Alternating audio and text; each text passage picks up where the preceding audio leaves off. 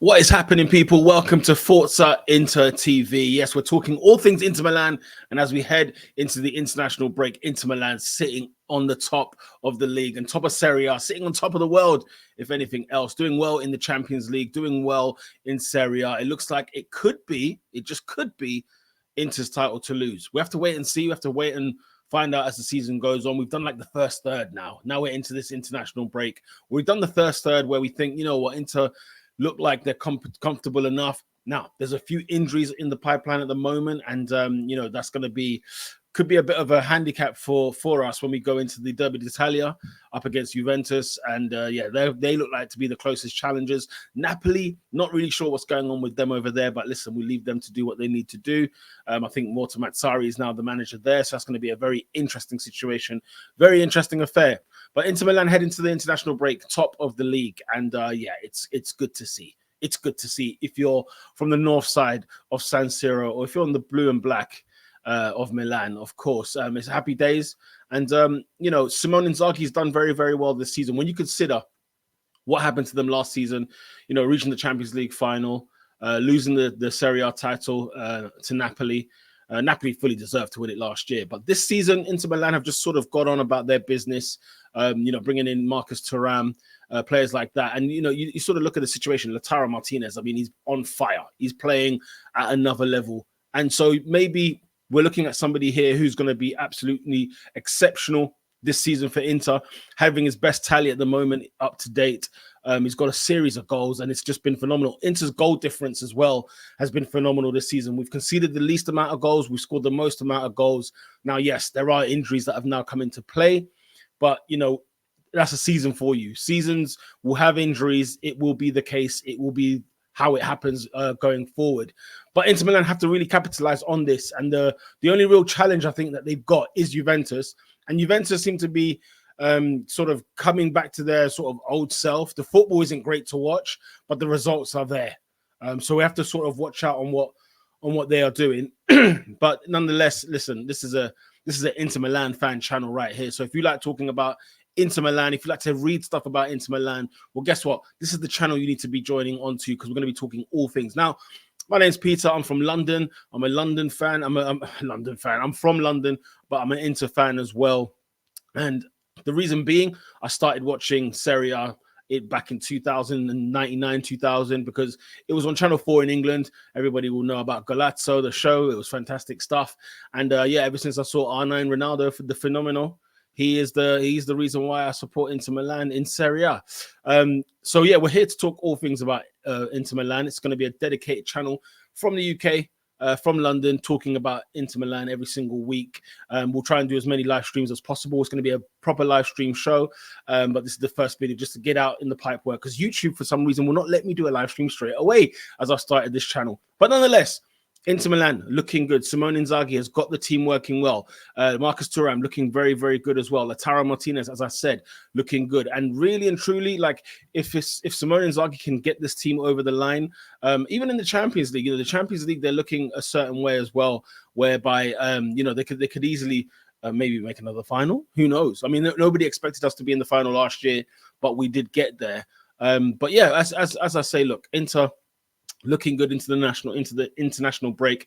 And I think there is a lot of pressure on Simone Inzaghi to win this title this year, purely because of what's happening down the other side of Milan, not doing too great, not doing too well. Napoli is probably the main reason why they've not been as good as they were last year. Nobody knows why they even recruited Rudy Garcia. I don't know why he was there. He was the man to replace Spalletti, and now Walter Mazzari. I mean, Conte is literally just waiting there, and I'm just thinking, wow, Napoli have missed a trick there. But Napoli are not looking good. Fourth in the league at the moment. Milan are in third place at this moment in time, and when you look at the points tally, already into 10 points ahead of Napoli. So, I think Napoli, Milan, I think they're out of the way.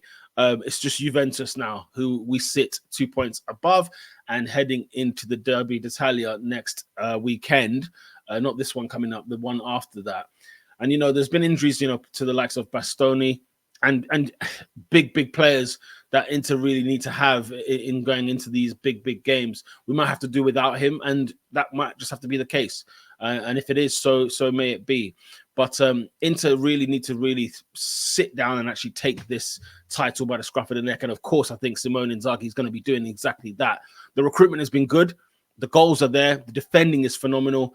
And we just need to make sure that we continue in the same vein, in the same sort of form as we have started this first third of the season. We've got 2 more sort of thirds to go. We're nearly on the halfway stage, but Inter looking really, really good. And I'm very impressed with them.